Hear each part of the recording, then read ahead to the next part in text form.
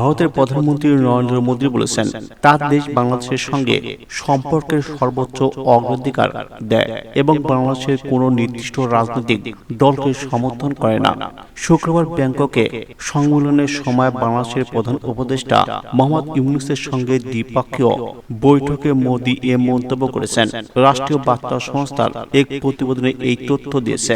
খবরে বলা হয়েছে, মোদী বলেন, বাংলাদেশ ও ভারতের ইতিহাস থেকে অপরের সঙ্গে গভীরভাবে জড়িত, যা বাংলাদেশের স্বাধীনতার সময় থেকে চলে এসেছে। ভারত প্রগতিশীল, গণতান্ত্রিক এবং অন্তর্ভুক্তিমূলক একটি বাংলাদেশকে সবসময় সমর্থন করবে বলেও তিনি প্রতিশ্রুতি দিয়েছেন। তিনি আরো বলেছেন, আমাদের সম্পর্ক জনগণের সাথে, জনগণের কোনো ব্যক্তি বা রাজনৈতিক সংগঠনের সাথে নয়। বাংলাদেশের স্বরাষ্ট্র উপদেষ্টা ও ভারতের পররাষ্ট্রমন্ত্রী এখানে উপস্থিত ছিলেন। নিউজটি সম্পূর্ণ দেখার জন্য ধন্যবাদ। আমাদের পরবর্তী বাংলা নিউজ আপডেট পেতে আমাদের চ্যানেলটি সাবস্ক্রাইব করে আমাদের সঙ্গেই থাকুন এবং কমেন্টসের মাধ্যমে জানিয়ে দিন আপনার মূল্যবান মতামত। ধন্যবাদ।